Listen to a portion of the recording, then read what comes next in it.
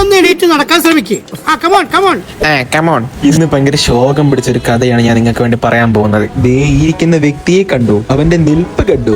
വീട്ടിലെ പട്ടി കുഴിച്ച കുഴി ഇവനാണ് വീണത്. പാവം, എല്ലൊടിഞ്ഞോന്നൊരു സംശയം. അപ്പൊ അതൊന്ന് ശരിയാക്കാൻ വേണ്ടിയിട്ട്, അല്ല അതുള്ളതാണോ എന്ന് അറിയാൻ വേണ്ടിയിട്ട് നമ്മൾ ഇന്നൊരു ആശുപത്രിയിലോട്ട് പോകാൻ പോകുന്ന കഥയാണ് നിങ്ങൾ ഇന്ന് കാണാൻ പോകുന്നത്. ആൾക്ക് നേരെ നിൽക്കാനൊന്നും വയ്യപ്പാവ, നല്ലപോലെ മുണ്ടെണ്ണുണ്ടായിരുന്നേ. എൻ്റെ ഇടയിൽ കൂടെ നശിച്ച മഴയും കണ്ടാലും. പിന്നെ നേരെ ഹോസ്പിറ്റലിലെത്തി. അവിടെ നിന്ന് ഇവനെയും ചുമന്ന് റോഡ് മുറിച്ച് അപ്പുറത്ത് പോകണം.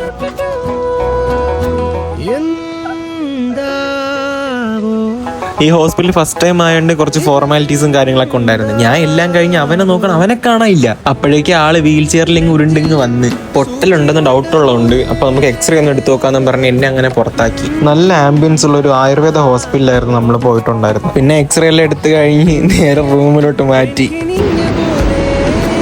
എന്ത് തോന്നുന്നു? കുറച്ച് കഴിഞ്ഞപ്പോഴത്തേക്ക് ഒരു പട ഡോക്ടർമാര് നേരെ റൂമിലോട്ട് കയറി വന്നു. സർജറി സക്സസ്ഫുൾ ആണ്. ഉപ്പൂറ്റി മുതൽ തുട വരെ 6 ഓപ്പറേഷനാണ് നിങ്ങൾ നടത്തിയത്. നിങ്ങളുടെ 6 ഓപ്പറേഷൻ സക്സസ് ആയില്ലേ? ഇത്രയും ഓപ്പറേഷൻ നടത്തിയിട്ടും എന്നെ നടത്തിക്കാനുള്ള നിങ്ങളുടെ ശ്രമം നടക്കില്ല എന്ന് കണ്ടപ്പോ നടക്കടാ എന്ന് പറഞ്ഞ് എന്നെ ഇവിടുന്ന് നടത്തിച്ച് വിടാനുള്ള നിങ്ങളുടെ ഉദ്ദേശം നടക്കില്ല. അതെ, ഇനി എല്ലാവരും പുറത്തിറങ്ങിക്കേ.